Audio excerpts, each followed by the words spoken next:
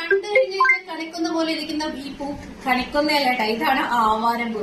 കേരളീയർക്ക് ഇതെന്താണെന്ന് പോലും അറിയത്തില്ലെങ്കിലും തമിഴ്നാട്ടുകാർക്ക് ഇത് വളരെ സുലഭമായി കിട്ടുന്ന ഒരു സാധനമാണ്. ഇതിന്റെ ഗുണമേന്മ അറിഞ്ഞു കഴിഞ്ഞാൽ കേരളീയർ എന്തായാലും വിടൂല കേട്ടോ.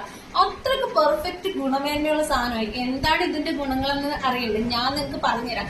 ഞാൻ അവിടെ പോയപ്പോ കിട്ടിയ ഒരു അറിവാണ് കേട്ടോ. ആവാരം പൂവിനെ കുറിച്ച് ഞാൻ വീഡിയോസിലൊക്കെ ഇങ്ങനെ കണ്ടിട്ടുണ്ട്, പക്ഷെ അതറിയാനുള്ള ഒരു ജ്വരം എന്റെ മനസ്സിലുള്ളത് കൊണ്ട് നമ്മൾ തമിഴ്നാട്ടിൽ ട്രിപ്പ് പോയപ്പോഴത്തേക്ക് അതിനെക്കുറിച്ച് അങ്ങ് അന്വേഷിക്കാൻ തുടങ്ങി.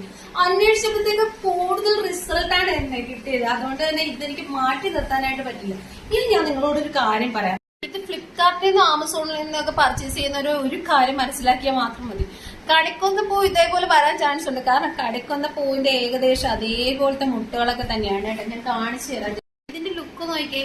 ഇത് കണ്ടു കഴിഞ്ഞു കഴിഞ്ഞാൽ ആവാരം പൂവാണെന്നല്ല പറയുന്നത്, കണിക്കൊന്ന പൂവാണെന്നേ പറയത്തുള്ളൂ. കാരണം എന്ന് വെച്ച് കഴിഞ്ഞാൽ അതേപോലെ തന്നെയാട്ടോ ഇതിന്റെ മുട്ടൊക്കെ ഇരിക്കുന്ന, മുട്ടും എല്ലാം ഇരിക്കുന്ന അതേപോലെ തന്നെയാണ്. പിന്നെ ഇതിന്റെ ഇലയ്ക്കും കായ്ക്കും ഇച്ചിരി വ്യത്യാസമായിട്ട് തോന്നുന്നുള്ളൂ കേട്ടാ. ഇതിന്റെ കായാണ് ഈ വരുന്നത് കേട്ടാ. ഈ കാ ഞാൻ കാണിച്ചു തരാം. ഇത് നമ്മുടെ നാട്ടിൽ നട്ടു കഴിഞ്ഞാൽ പിടിക്കുകയോ ഇല്ലെന്നൊന്നും അറിയത്തില്ല. അവര് പറഞ്ഞത് പിടിക്കുമെന്നാണ്, പക്ഷെ നമുക്ക് അറിഞ്ഞൂടാ. ഞാൻ അതും കൂടെ വാങ്ങിച്ചിട്ടുണ്ട്. എന്തായാലും ഇതാ ഇതേപോലാണ് ഇതിന്റെ കാ വരുന്നത്. ഇത് ജസ്റ്റ് കുറച്ചും കൂടി ഉണങ്ങാനായിട്ടുണ്ട് കേട്ടോ. ഇച്ചിരി ജസ്റ്റ് പച്ചപ്പ് പോകുന്നുണ്ട്. ഉണങ്ങിക്കഴിയുമ്പോൾ ഈ കളറാണ് വരുന്നത്. അപ്പൊ ഇത് നമുക്ക് പിടിപ്പിച്ചൊക്കെ നോക്കാം. എന്തായാലും ഇത് നമ്മുടെ കയ്യിൽ അവൈലബിൾ ആണ് കേട്ടോ. അപ്പൊ എന്റെ കയ്യിൽ നിന്ന് വാങ്ങിക്കാൻ ആൾക്കാർ താല്പര്യമുള്ളവരുണ്ടെങ്കിൽ വരിക, ഇല്ലെങ്കിൽ ഫ്ലിപ്കാർട്ടിൽ നിന്നോ ആമസോണിൽ നിന്നോ എങ്ങനെ വേണേലും പർച്ചേസ് ചെയ്തോ. പർച്ചേസ് ചെയ്യുമ്പോഴത്തേക്ക് ഈ പൂവ് ജെനുവിൻ ആണോ ഇല്ലെന്ന് ഉറപ്പുവരുത്തുക. പിന്നെ അതുപോലെ തന്നെ ഇതിന്റെ ഗുണം എന്താ, ഒന്നാമത്തെ ഗുണം എന്ന് പറഞ്ഞാൽ നമ്മുടെ സ്കിന്നിന് നല്ല ഗ്ലോ കിട്ടാൻ നല്ലതാണ്, നല്ല യൗവനം നിലനിർത്താൻ നല്ലതാണ്, കുട്ടികൾക്ക് പാല് കാച്ചി കൊടുക്കാൻ നല്ലതാണ്, വലിയവർക്കും അതുപോലെ തന്നെ പാല് കാച്ചി കുടിക്കാൻ നല്ലതാണ്.